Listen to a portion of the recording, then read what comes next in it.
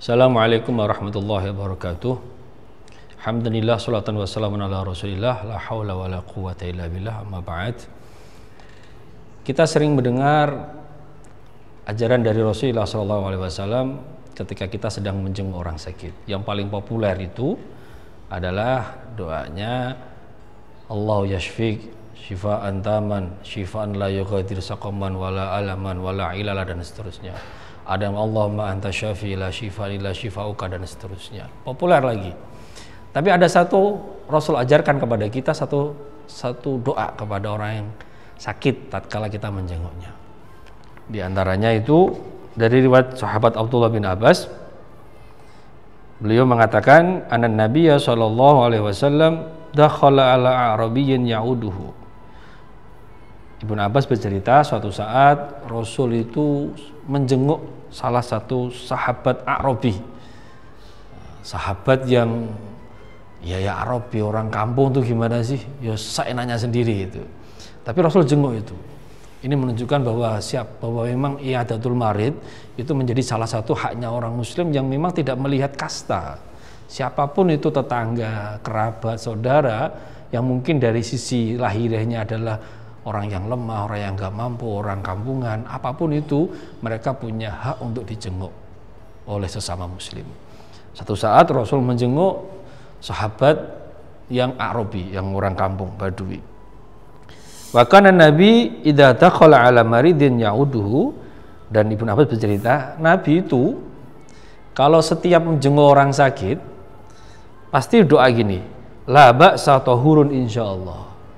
La ba'sa tahurun insyaallah. Jadi Nabi itu pasti ketika menjenguk orang sakit itu mendoakan dengan redaksi ini, la ba'sa tahurun insyaallah. Mungkin dengan redaksi yang lainnya juga.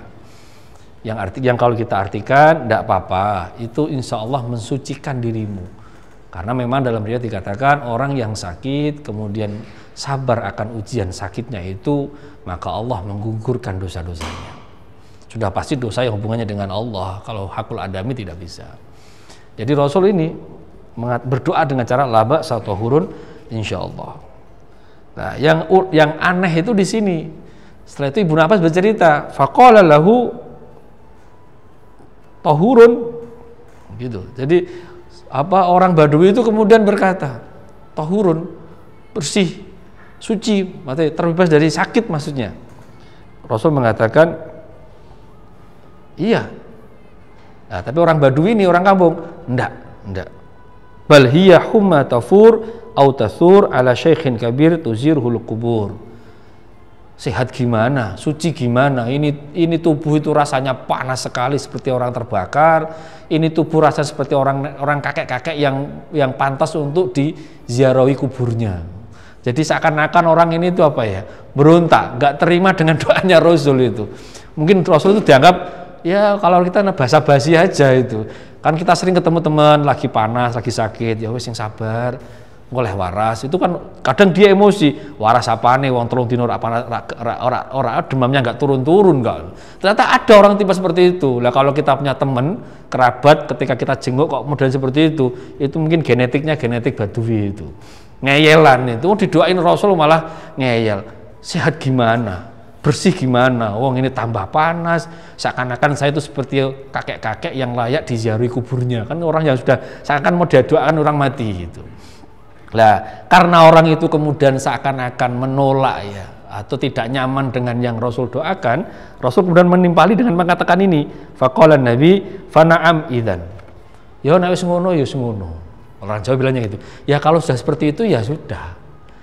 Maka dalam riwayat yang lain, dalam syarah dikatakan ketika Rasul mengatakan fana'am idzan, ketika Rasul mengatakan ya udah kalau memang seperti itu, beberapa hari yang bersangkutan itu meninggal dunia.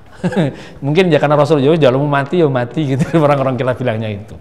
Jadi kita di sini bisa tahu bahwa selain adab kita ketika menjenguk orang sakit, kita yang mungkin lagi kena ujian sakit juga punya etikanya, punya apa ya, punya pakem yang harus kita sadari bahwa siapapun itu, orang yang kita nggak suka, terlebih yang nggak suka ya, kemudian menjenguk kita dan mendoakan kita sakit, kemudian lekas sembuh, ya kita amini saja. Jangan kemudian seneng toh nek aku loro kowe, malah janjian, nggak boleh gitu. Jadi selain adab bagi orang yang menjenguk orang sakit, mendoakannya, kemudian memberikan ketabahan dan kesabaran, bagi kita yang sedang sakit juga harus punya akhlak apa? Ya imani dan yang amini saja itu, amini saja doa-doa mereka. Jadi ini menjadi pelajaran.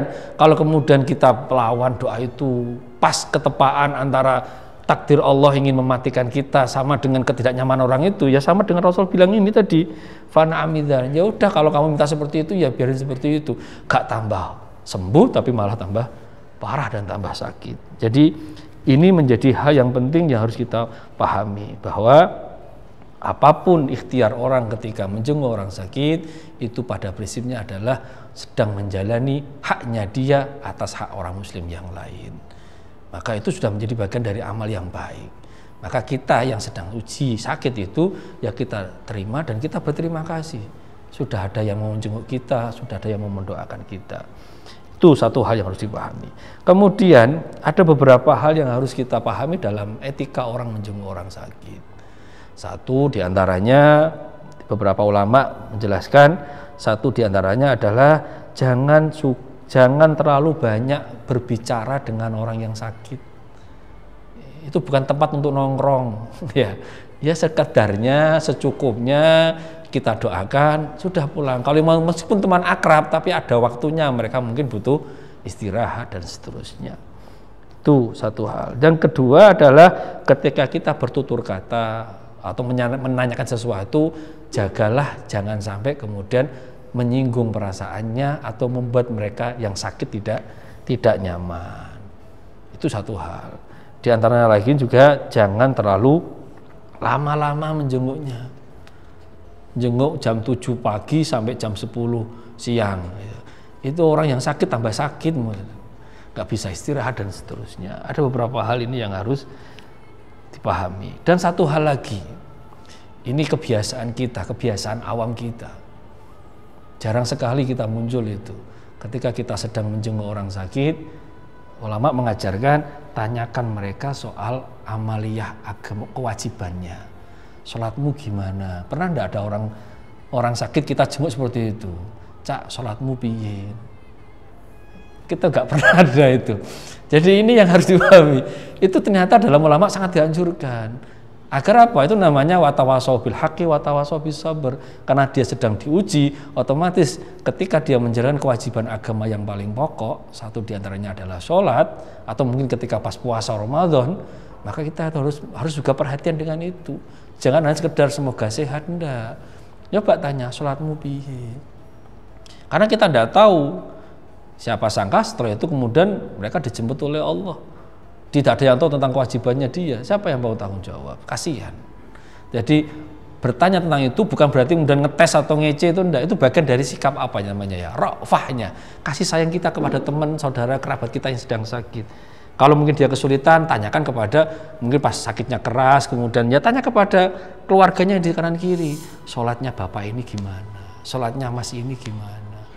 Nanti biar ketika andaikan kemudian ajal menjemput, maka kewajiban-kewajiban itu bisa segera ditunaikan oleh ahli warisnya.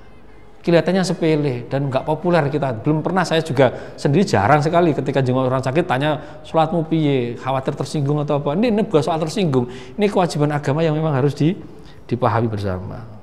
Bahkan kita diminta juga untuk apa istilahnya memastikan kewajiban agama yang lain. Mungkin ya tadi sudah sebutkan tentang puasanya gimana dan seterusnya.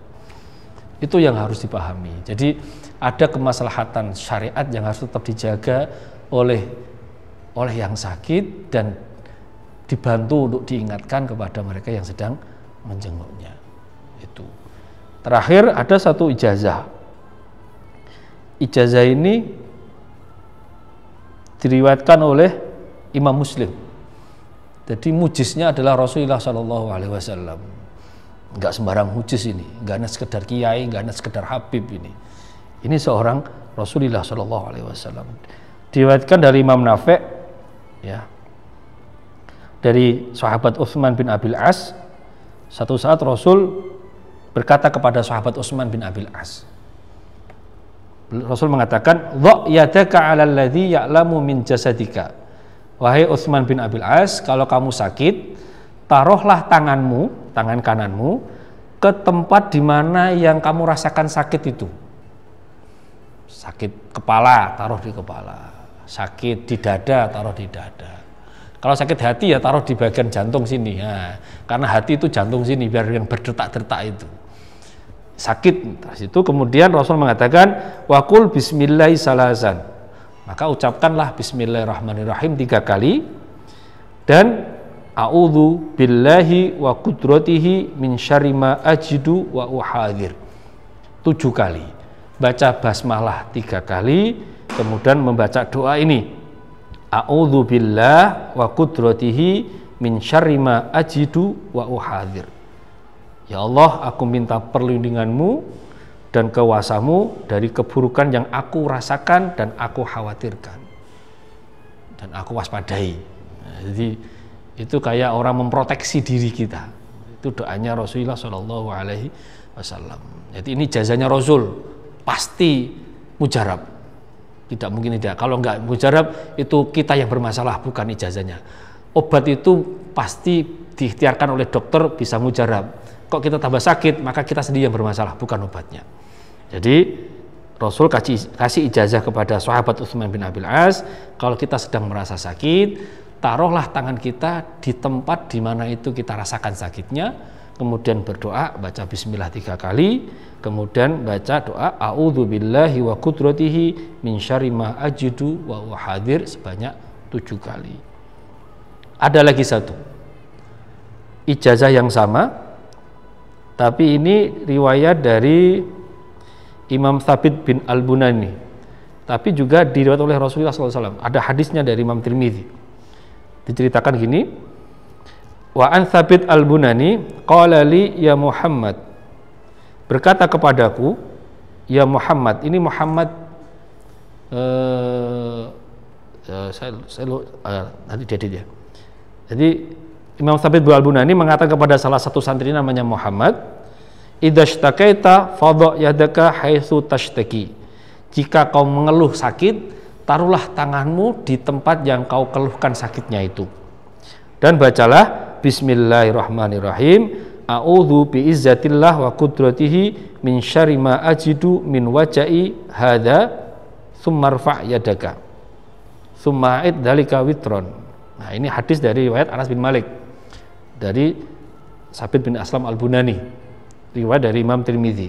Jadi hampir sama dengan yang sebelumnya. Ini agak panjang sedikit. Jadi tapi di ini ada aturannya, dibaca 3 kali. Jadi taruh tangan kita di tempat yang kita keluhkan sakit, kemudian berdoa bismillahirrahmanirrahim, a'udzu biizzatillah wa qudratihi min syarri ma ajidu min wajai. Ya Allah, dengan menyebut namamu, aku berlindung dengan kemuliaanmu dan kuasamu dari keburukan apa yang aku rasakan dari sakitku ini. Kemudian diangkat tangannya 3 kali diulang. Nah, itu ijazah dari Rasulullah kepada Sayyidina Anas bin Malik. Yang awal ijazah Rasulullah kepada Sayyidina Utsman bin As. Semoga bermanfaat. Assalamualaikum warahmatullahi wabarakatuh.